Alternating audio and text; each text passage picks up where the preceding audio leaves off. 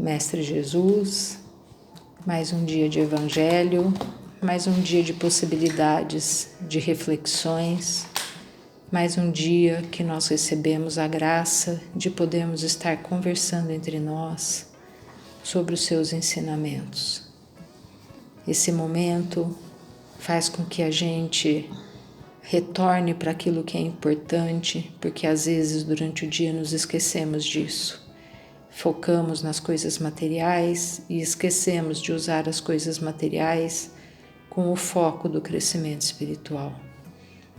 Por isso tão importante é esse momento onde à noite, todos os dias praticamente, nós temos a oportunidade de voltar o nosso pensamento para a nossa vida como espírito, para nossas ideias que são eternas, na construção dessas ideias eternas.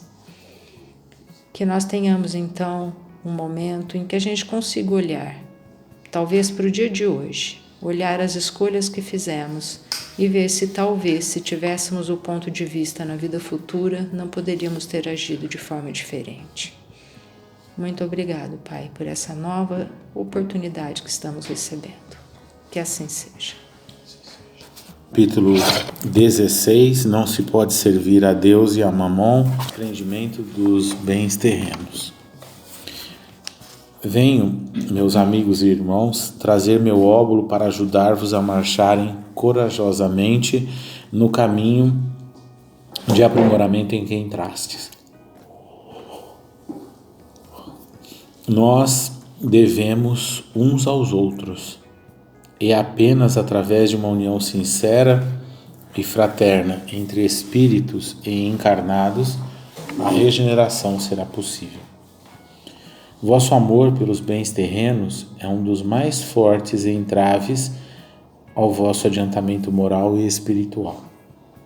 Por esse apego à posse, sufocais vossas faculdades amorosas, fazendo que todas se voltem para as coisas materiais. Sede sinceros. A fortuna dá uma felicidade sem mácula, mas quando vossos cofres estão cheios, não há sempre um vazio no coração? No fundo dessa cesta de flores, não há sempre um réptil escondido? Compreendo que o homem que ganhou fortuna com um trabalho assíduo e honrado se satisfaça com isso, coisa, aliás, bem justa. Mas há uma distância entre essa satisfação muito natural e que Deus aprova e o apego que absorve qualquer outro sentimento e paralisa os impulsos do coração. Tão distante quanto está a sorte da avareza, da prodigalidade exagerada, dois vícios entre os quais Deus colocou a caridade santa e salutar virtude, que ensina ao rico a oferecer sem ostentação, para que o pobre receba sem humilhação.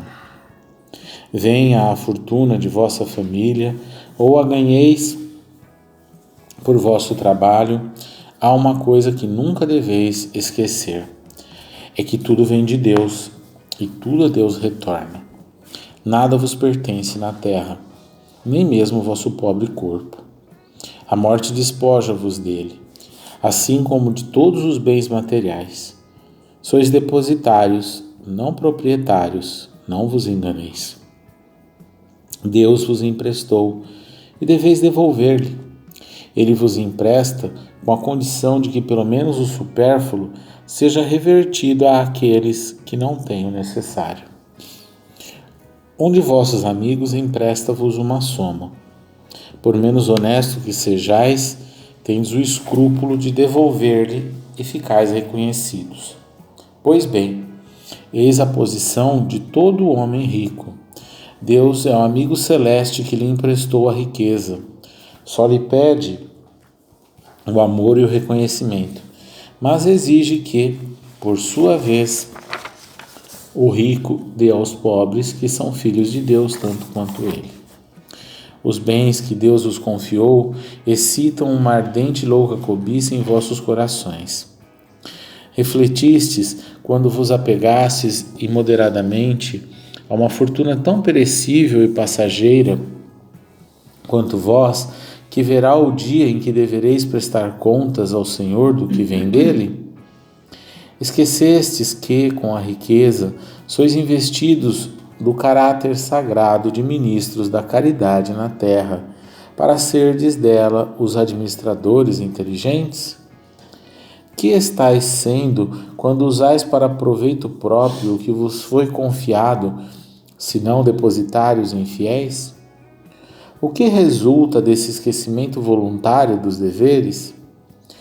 A morte, inflexível, inexorável, que vem rasgar o véu sob o qual vos escondíeis e vos força a prestar contas ao amigo que vos ajudou e que neste momento veste perante vós a toga de juiz.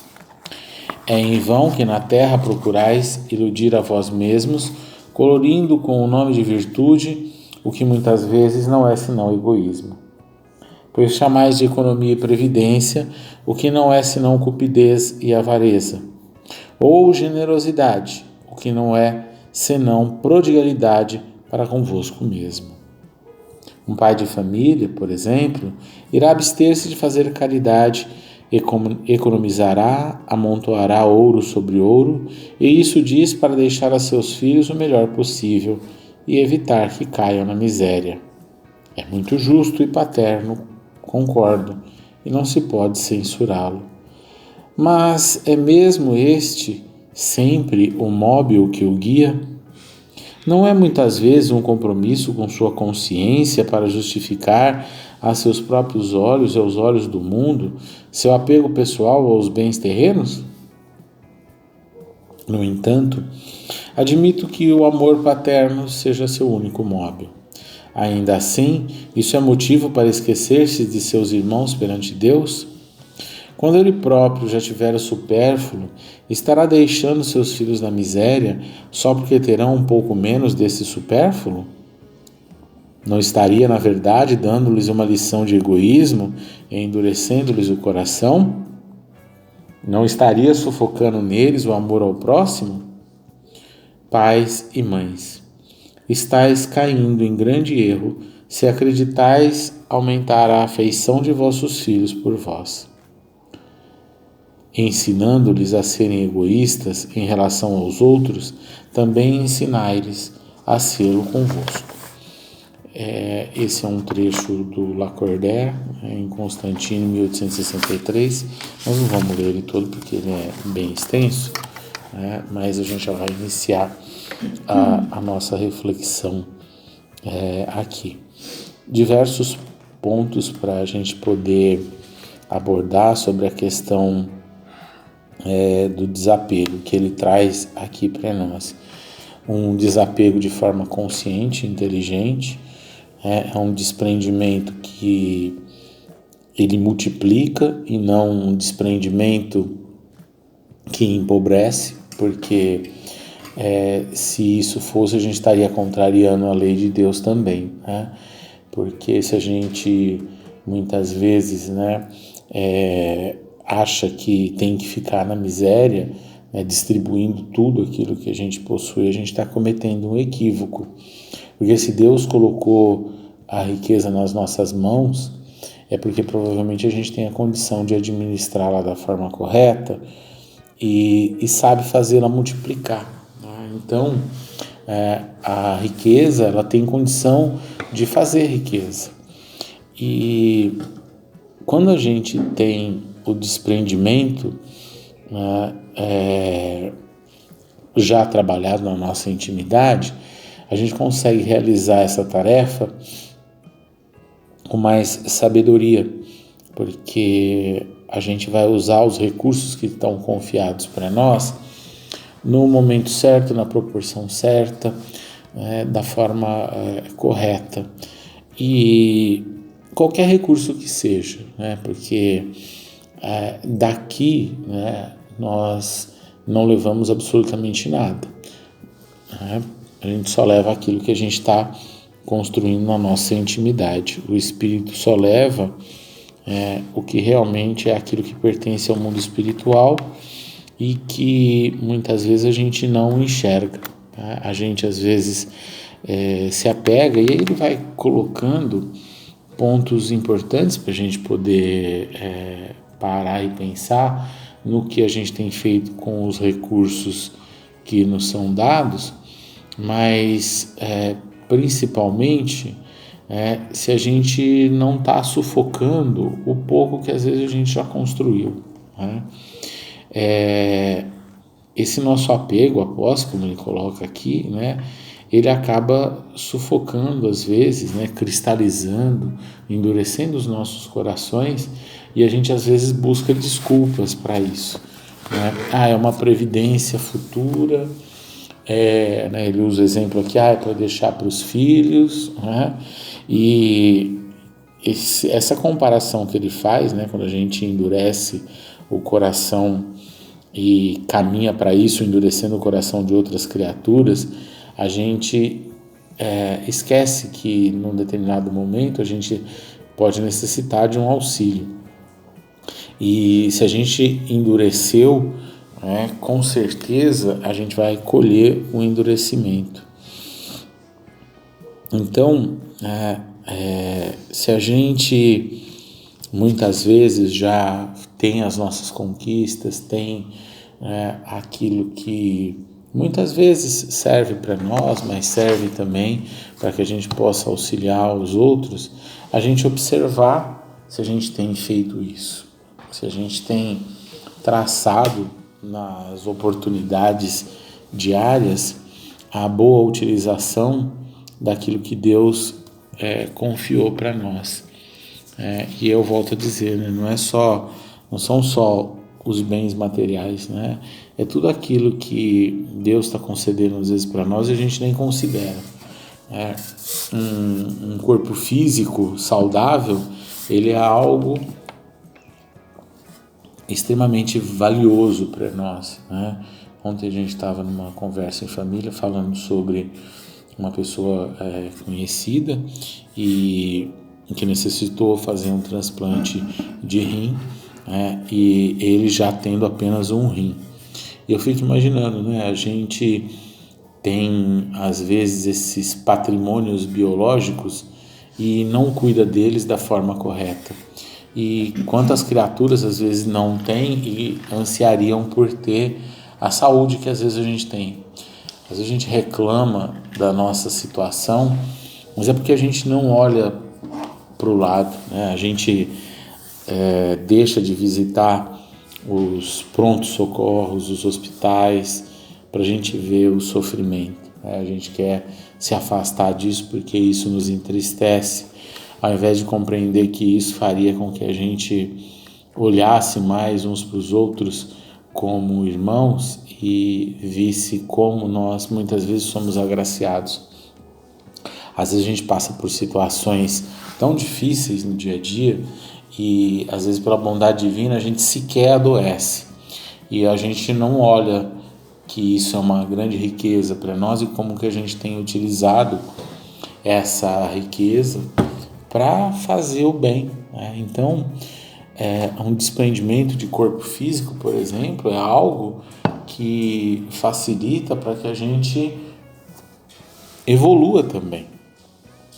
Porque quantas pessoas, né, têm tanta dificuldade em lidar com esse processo, que é o processo de desprendimento do corpo físico, né? É um processo que auxiliaria a todos nós, de forma que a gente, como espírito, olhasse para tudo aquilo, né, que o Pai está encaminhando para nós e a gente tem esse olhar de multiplicador, né, de saber que às vezes, né, como no óbolo da viúva, ela talvez dê a única moeda que ela tem, mas ela está fazendo ali uma movimentação mental, onde para ela está exercitando ali a confiança no momento seguinte.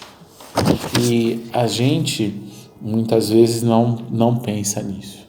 E quando a gente desenvolver esse processo de desprendimento, que o Lacordaire está colocando aqui para nossa reflexão, a gente poderia, né, muitas vezes, até fazer que nem a viúva, né, dando a única moedinha que ela tem, porque a gente sabe que isso retorna para nós, mas a gente não tem essa confiança ainda.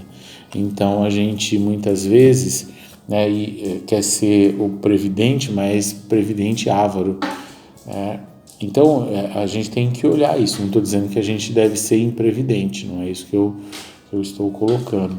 Mas a gente saber que a nossa previdência, ela é muitas vezes garantida por Deus, né? E a gente sequer tem noção dessa garantia divina, né? Por quê? Porque a gente ainda não abre o nosso coração, né? E aqui, né, esse exemplo que ele colocou, né, de alguém que empresta para nós uma soma e aí a gente, ao emprestar essa soma, tem o escrúpulo de devolvê-lo, né, e a gente não pensa isso com o pai. Muitas vezes a gente relaciona com o pai com imprudência. A gente abusa de tudo que o pai concede para nós, mas sequer a gente passa a olhar que não nos pertence, né?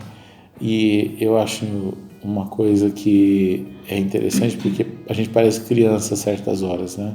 Porque a gente é muito, né, relapso com oportunidades que a gente está tendo, né? Oportunidades que são concedidas por Deus.